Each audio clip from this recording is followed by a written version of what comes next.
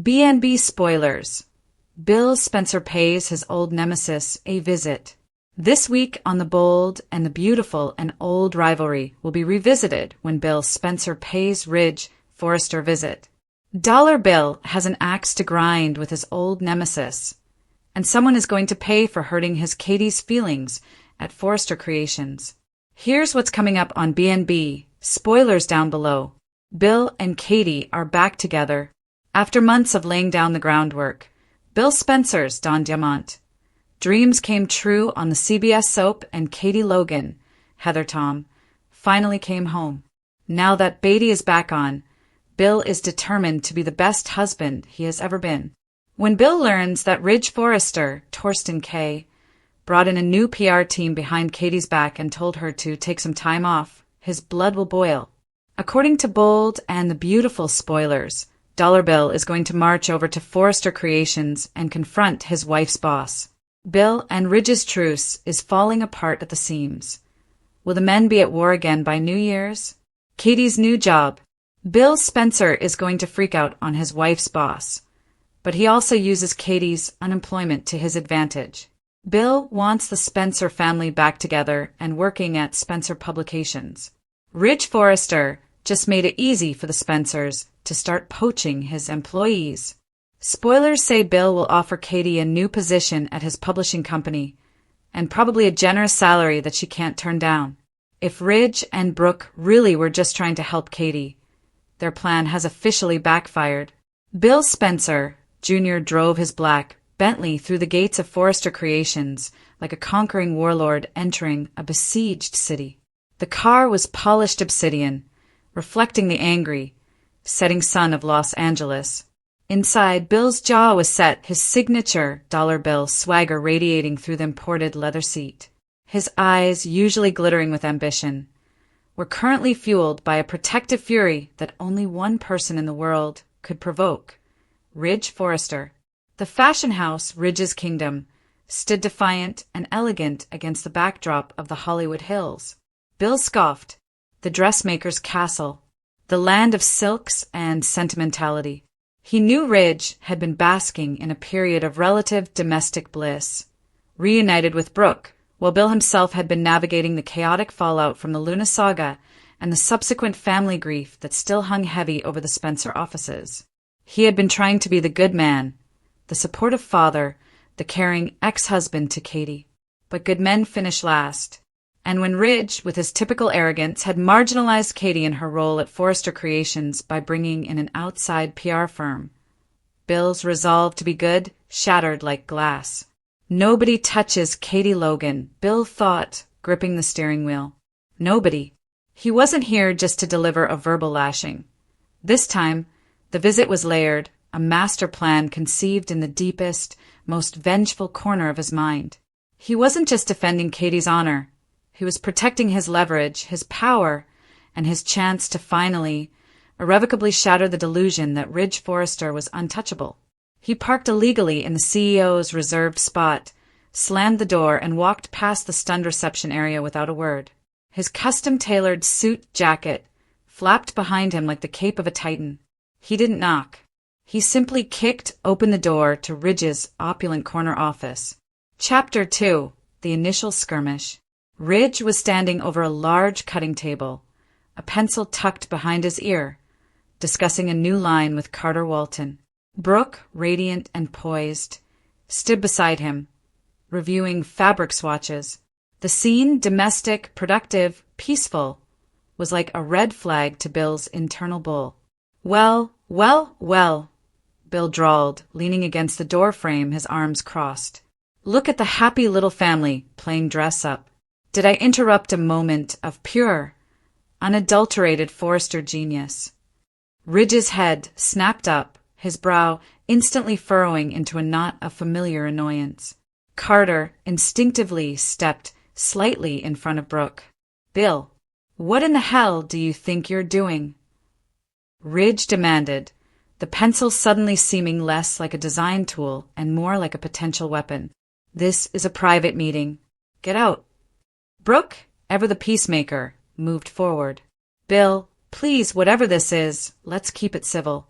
Ridge, he's upset about Katie. Upset? Brooke, honey, I'm beyond upset. Bill cut in, walking slowly into the room, his eyes locked on Ridge's. I'm disgusted. You fire my son's mother, your sister, the CEO of PR, by shuffling her off to the side, all because of some manufactured drama and your need to control everyone in your orbit. I didn't fire Katie, Bill. We brought in temporary help because of the, shall we say, family stress she's been under. I was trying to protect her, Ridge retorted, straightening his shoulders. But of course, Dollar Bill sees a vulnerable woman and tries to swoop in with a rescue to win her back. Get lost, Bill. Your manipulation doesn't work here anymore. Manipulation? I offered her a job at Spencer Publications where she'd be valued, not shelved like an outdated sketch. Bill roared, his voice echoing off the glass walls. But that's your style, isn't it, Ridge? Destroy the people who trust you, then wrap yourself in the Forrester legacy and pretend you're a hero. Ridge took a step closer, their faces mere inches apart. You want to talk about destroying people, Bill? Let's talk about that pregnant girl, Luna. Let's talk about Will. You think your hands are clean? You're a wrecking ball in a suit. Now, if you finished your little outburst, the door is right there. The mention of Luna hit a nerve, but Bill's eyes didn't waver. That's when the smile, cold and predatory, returned to his face. Oh, Ridge, Bill murmured, his tone dropping from fury to a chilling calm that Brooke knew meant real danger. I haven't even started my pitch. Katie's job was just the curtain raiser. He pulled out a sleek, black leather portfolio, placing it deliberately on Ridge's cutting table, right next to the delicate silks. I didn't come here to steal your woman, Ridge. I came here to save your company. Chapter 3. The Revelation of the Golden Key. Ridge stared at the portfolio as if it were a coiled snake. Brooke's hand flew to her mouth. Carter stood, frozen, by the window. What are you talking about? Ridge demanded, his voice tight with suspicion. Forrester Creations is sound. More than sound. We're on the verge of launching a revolutionary new line. We don't need your brand of salvation. Bill chuckled, a low, guttural sound. You're right, Ridge. The company is sound. Financially. But the foundation? It's rotting from the inside out. And you, the great savior, are too busy chasing women to notice the termites. Bill opened the portfolio. It wasn't full of Spencer financial reports or Forrester stock figures. It contained a set of highly detailed, proprietary architectural blueprints and a thick sheaf of legal documents. These, Bill said, tapping the blueprints, are the original plans for the entire Forrester Creations building, drawn up 30 years ago. Back when your father, God rest his soul, or maybe he won't, first built this fashion monument. Ridge felt a prickle of unease. So, it's an old building. What's your point? The point, dressmaker, is that the current zoning laws are drastically different from the ones in place when this structure was erected. It wasn't full of Spencer financial reports or Forrester stock figures. It contained a set of highly detailed, proprietary architectural blueprints and a thick sheaf of legal documents. These, Bill said, tapping the blueprints, are the original plans for the entire Forrester Creations building, drawn up 30 years ago. Back when your father, God rest his soul, or maybe he won't, first built this fashion monument. Ridge felt a prickle of unease. So, it's an old building. What's your point? The point, dressmaker, is that the current zoning laws are drastically different from the ones in place when this structure was erected. Specifically, regarding the foundational annex. You see, when Eric bought that neighboring property last year to expand the design space, the one you built the new executive wing onto, he failed to realize that the property line adjustment invalidates the original building's variance on the lower level foundation. Brooke frowned. Bill, that sounds like boring legal jargon. What does it actually mean? Bill leaned in, his voice dropping to a conspiratorial whisper, yet loud enough to fill the room. It means, Brooke, that the weight-bearing structure beneath the original studio specifically the massive concrete support that runs under Eric's private office and the main showroom, is non-compliant. If the city decided to enforce the current code on that expansion, your entire flagship building would need to be temporarily evacuated and structurally retrofitted. An operation that would take 6 months, cost hundreds of millions in structural work, and more importantly, shut down your production entirely during the crucial fall fashion season. Ridge's face was ashen. He knew his father and Eric had rushed that annex purchase to beat a competitor. He hadn't bothered to look at the fine print. "You're lying," Ridge whispered, shaking his head. Bill slid a manila envelope across the table. "Don't take my word for it. This is a copy of a structural engineer's report I commissioned last week, specifically targeting this anomaly. He's already filed his findings with a private municipal watchdog group. They're just waiting for the trigger that I control." Bill paused, letting the silence hang heavy. The shock wasn't the threat. The shock was the sheer, meticulous planning of it. Bill hadn't just found a chink in the Forrester armor. He'd planted a nuclear bomb under the foundation. "I didn't come here to tear you down," Bill stated, spreading his hands wide. "Not this time. I came here to propose a merger." Chapter 4: The Blackmail Proposal. A merger. Ridge exploded, finally finding his voice. "Are you insane? I would never merge Forrester Creations with Spencer Publications. I wouldn't give you the pleasure of stamping your $sign on my family legacy."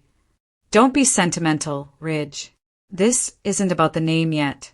This is about survival," Bill countered, his eyes blazing with the conviction of a man who held all the cards. "Eric's health news is about to become public. The board is already jittery. If the news breaks that Eric is ill and simultaneously a major structural code violation forces the shutdown of your entire operation, your stock will crater. Forrester Creations will be vulnerable to a hostile takeover, and I'm not the only one circling, trust me. You Forresters may be great designers, but you're lousy businessmen." Bill tapped the engineered report with his finger. "I can stop the report from being filed with the city for good. I can make this problem disappear." "And what is the price, Dollar Bill?" Ridge snarled, his hands clenching into fists on the cutting table. "What twisted favor do you want?" "Simple. I need a place to hide the real money," Bill said, the phrase chillingly cold. "I need an untouchable international non-media holding company to park some liquid assets while I resolve the current financial storm at Spencer caused by the Luna fallout. You know the whispers about the missing funds? I need to make them disappear. I need a new shell company, and Forrester International is the golden key." Brooke gasped. "Bill, you want to use Forrester Creations to shelter your illicit money." "Illicit is such a strong word, Brooke. Let's call it untraceable," Bill corrected smoothly. "I control the structural report. You make me a non-voting, silent partner in Forrester International for 6 months, giving me full financial control of that single subsidiary. I park my assets, I clear up my messes, and in 6 months I walk away. You get your building secured, you keep the report suppressed, and you protect Eric from a financial heart attack while he's ill." Ridge's chest heaved. The audacity was breathtaking. Bill wasn't just asking for a piece of the pie, he was asking for the entire kitchen to launder his clothes. "You're using my father's health against us," Ridge ground out, the fury vibrating in his jaw. "I'm using your neglect against you, Ridge," Bill corrected, leaning back, the picture of self-satisfied power. "You were too busy sketching pretty dresses and fighting for Brooke to run due diligence on the annex acquisition. This isn't revenge, Ridge.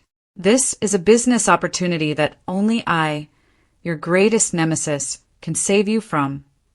He stared Ridge down, the challenge burning in his eyes. "You have no leverage. None. If you go to the city now, I file the report and Forrester shuts down tomorrow. If you go to the board, I tell them why the company is collapsing. Your only choice, Ridge, is me. Take the deal, and in 6 months, I promise to walk away and never use this against you again. Refuse, and the Forrester name dies with the company's structural integrity. Chapter 5. The Silence of Defeat. Ridge stared at the engineer's report, then at Bill, then at the elegant, unsuspecting swatches of fabric waiting to become a celebrated couture line. The weight of his father's legacy, his wife's happiness, and the jobs of hundreds of employees crushed him. "You are pure evil, Bill," Ridge said, the words barely audible. "I am the man who gets things done, Ridge. The man who saves the day, even if it's for my worst enemy," Bill countered, pushing a second, much thinner legal document across the table. "This document authorizes the 6-month silent partnership in Forrester International. Carter, I'm sure you're appalled, but you know the structural risks better than anyone. Tell Ridge the truth. Is this a viable threat?" Carter, who had been listening in horrified silence, finally spoke. "Ridge, if Bill has truly commissioned an engineer who found a code violation on the foundation, and that report is filed, the city will issue an immediate stop work order. It would be catastrophic. 6 months is probably conservative." Brooke looked desperately at Ridge, tears welling in her eyes. "Ridge, we can't let the company collapse, especially with Eric. We have to protect him. We have to."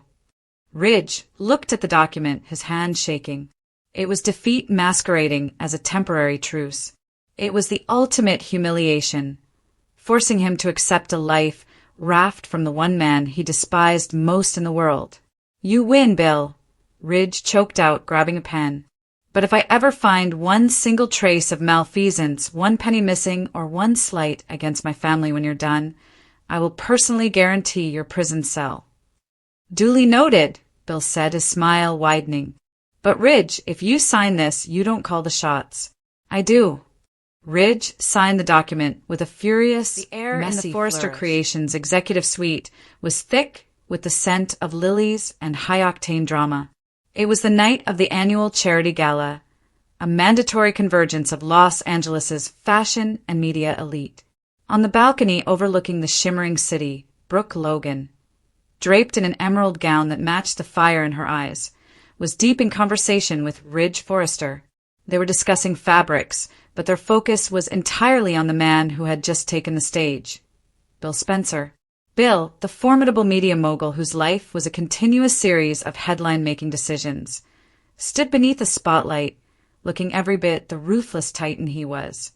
But there was a subtle, unfamiliar softness around his jawline. Brooke watched him with proprietary affection. They were again in a good place. Their relationship, perpetually dramatic, had recently settled into a comfortable, if temporary, détente. "Look at him," Ridge muttered, adjusting his bow tie. "He looks like he's about to announce he bought out half of Europe, not just the new children's wing." Brooke smiled faintly. "He's always looking for a stage, Ridge." Bill tapped the microphone. The room, which included Nick Marone, Donna Logan, and a conspicuously absent Katie Logan, hushed. "Thank you all for your incredible generosity tonight." Bill's voice boomed, charismatic and commanding. He spoke briefly about the charity, but then his eyes swept the room, landing somewhere near the back. His trademark smirk was absent, replaced by a gravity that made the champagne flutes stop mid-clink. "I have an announcement that is personal," he continued. "As most of you know, my life has been an open book, or perhaps an open tabloid. I've made mistakes. I've chased things that glittered but weren't gold. I've hurt people I love most deeply." He paused, allowing the weight of his own words to settle. Brooke's hand instinctively went to her throat. This was not the speech she expected. "Tonight, I want to confirm a choice I've made, a course correction that is permanent." He gestured. From the shadows near the entrance, Katie Logan emerged. She wasn't wearing a spectacular gown like Brooke's. Instead, she chose an elegant, simple sapphire dress that radiated quiet strength. She walked toward Bill, her chin high, her calm expression a perfect counterpoint to the sudden chaos that erupted in the room. Bill reached for her hand as she stepped up beside him. He did not look at Brooke, but Katy met her gaze for a split second. A look that was neither malicious nor apologetic, just firm. "Katy and I," Bill announced, his voice ringing with a conviction the room had rarely heard from him, "are back together. Not just co-parenting. Not just partners in the company. We are reconciling, renewing our commitment, and building a future together." A collective gasp, louder than the music that had just cut out, swept through the hall. Brooke felt the blood drain from her face. The emerald dress suddenly felt like a heavy, suffocating weight. Ridge's hand gripped her elbow, a silent anchor. Brooke didn't need to look at him to know his expression was a mix of shock and morbid satisfaction. This wasn't just another hiccup. This wasn't a fling or a drunken night. This was a public declaration of permanence, delivered with all of Bill Spencer's formidable force. It was a rejection of the entire narrative that had been woven between him and Brooke for years. 20 minutes later, the glittering hall was a blur. Brooke was gone, retreating to her office with Ridge following closely. Unbelievable. The nerve. After everything we've been through, the promises, the vows, Brooke paced, the train of her gown dragging across the pristine carpet. Ridge leaned against the doorframe, his face grim. He's Bill. This is what he does. He uses people. Then he discards them when the shiny new object, or in this case, the shiny old one, catches his eye. "It's not Katy's fault, Ridge," Brooke said, running a hand through her hair. The pain was deeper than jealousy. It was the sting of public humiliation and a fundamental misunderstanding of Bill's heart. He's always loved her, hasn't he? Even when he was with me, there was always that gravitational pull towards Katy. "He loves the drama, Brooke," Ridge countered, pushing off the door. "And let's face it, your sister is the only person who can truly anchor him, or at least make him feel like he should be anchored. You're his storm. She's his harbor. He gets tired of the rain." Brooke stopped pacing, her eyes filling with tears. "But why now? We were just talking about maybe setting a date, about how this time felt different."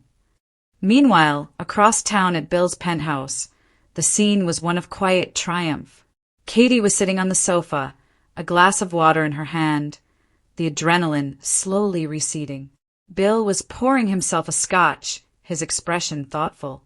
"That went exactly as planned," Bill said, taking a sip.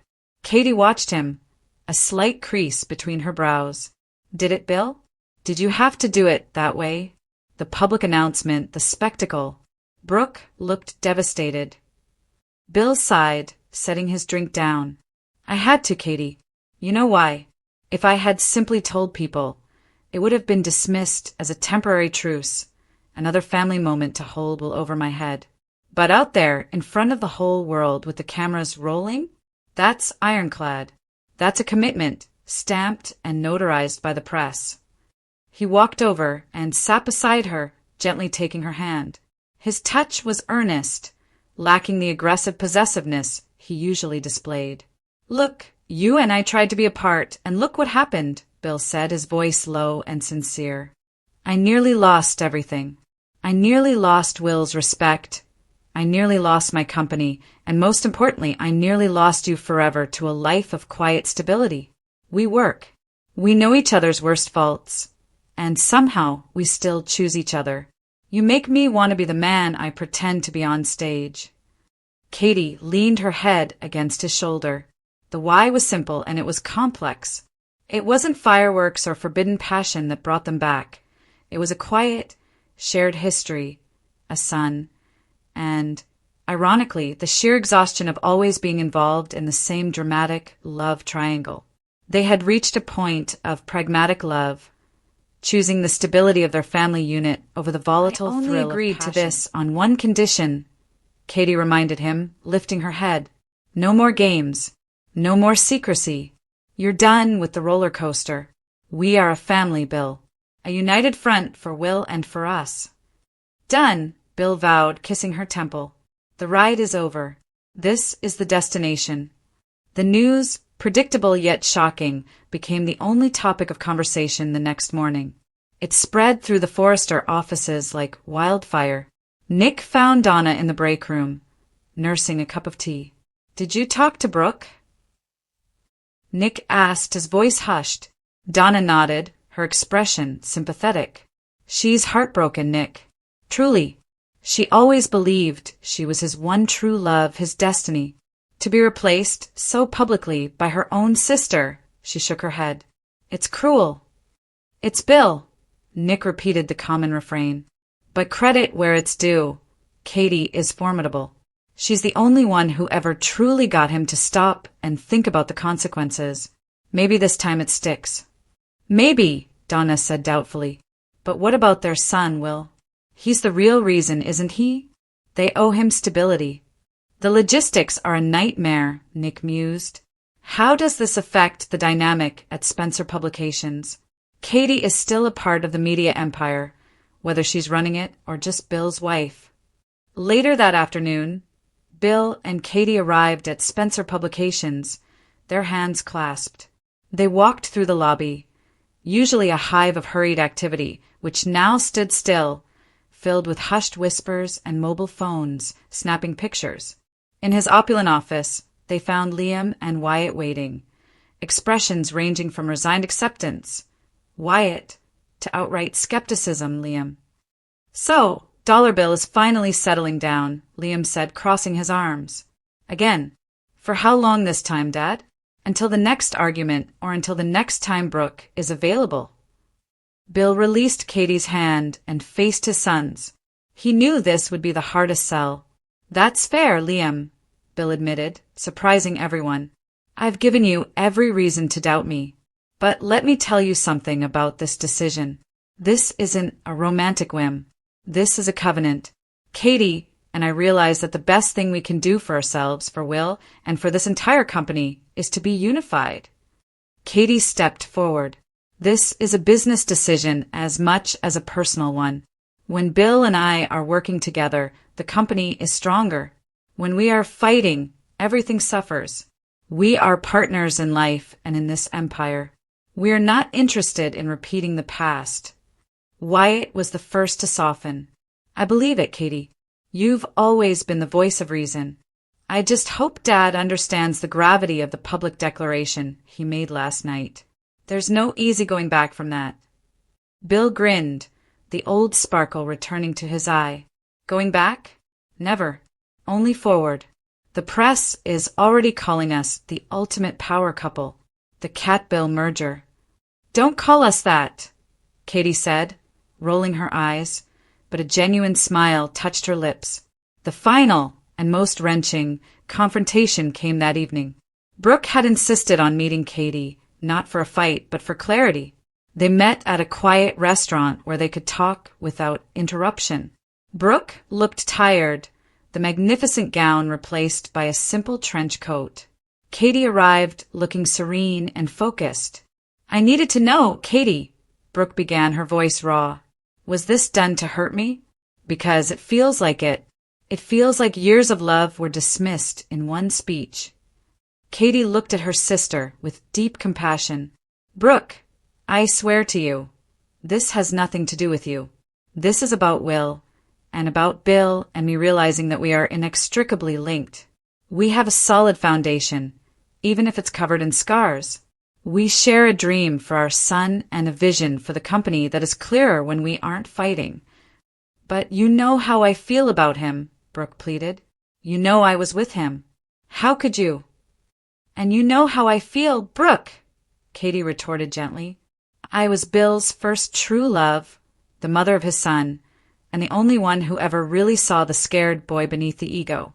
Bill has always oscillated between the fire you provide and the peace I offer. For the first time, he chose the peace. He chose stability. He chose us." Katie reached across the table, her hand resting over Brooke's. "I know this hurts you deeply, and I am so sorry for that. But you have to accept that his choice is made, and I have to protect my family now." Brooke looked down at their clasped hands. One sister choosing love, the other choosing family. It was the same old story, but the roles had finally inverted, perhaps permanently. "So this is it," Brooke whispered, the realization hitting her like a cold wave. No more back and forth. This is it, Katie confirmed. He made his statement. I accepted. We are building our life, Brooke. And I hope, for the sake of our family, that you can be happy for us eventually. Brooke withdrew her hand, tears finally spilling.